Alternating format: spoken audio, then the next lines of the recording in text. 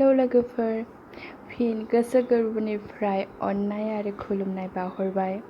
आसा खालामो गासिबो मोजाङैनो दं। नोंथांमोनहा मिथिखाबाय जानांगौ भिडिअखौ नायनानै सिम्पोल बार्थडे गिफ्ट बानायदोंमोन आं। आब'नि फिसाज्लानि बार्थडे दं।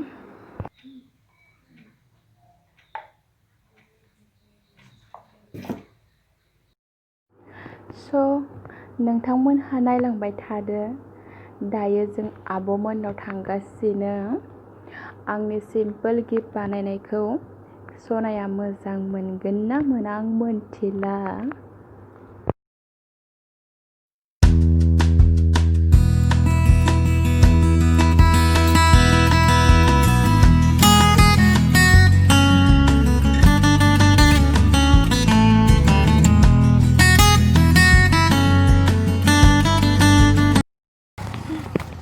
ओमफ्राय माबा मोनसे लानोसै।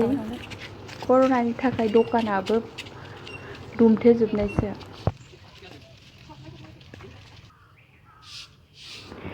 जेबो गैया, बेखौनो लाबाय।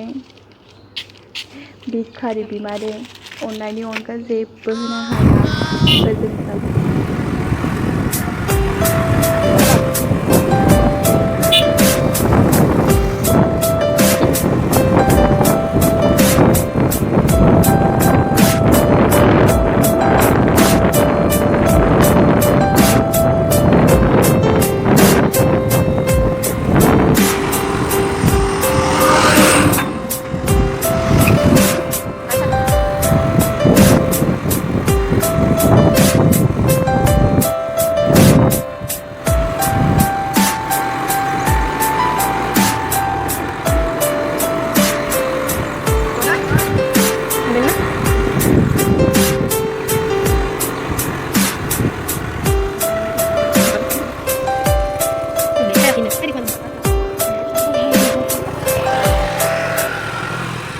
मोनफैबाय आब'मोननाव। गासैबो थांस्र'जोब्बायमोन, आंनो लास्ट जाबाय आरो। जोंना बार्थडे बयआ उन्दुलांनासो दं। सिरि मोननायसिम नेथ'नोसै। Happy birthday to U.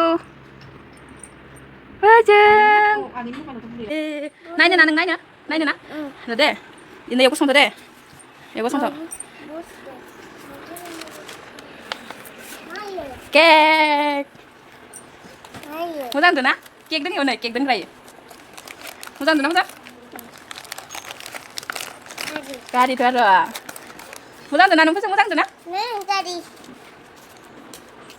इखो बोआ दे अननानैसो लागोन ना जेनेबा लायगोन केक मिथाइ ओंखारबाय इनिफ्राय ना मोजां दोना नोंने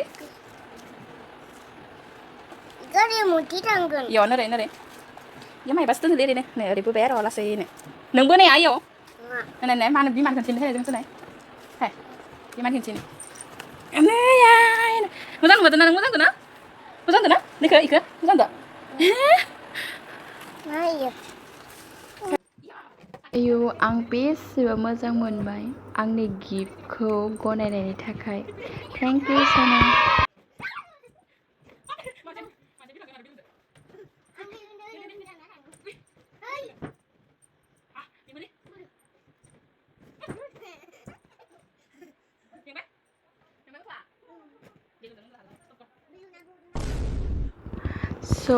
नोंथांमोना भिडिअखौ नायना मोजां मोनदोंब्ला like, comment, share and subscribe खालामनो दाबाव।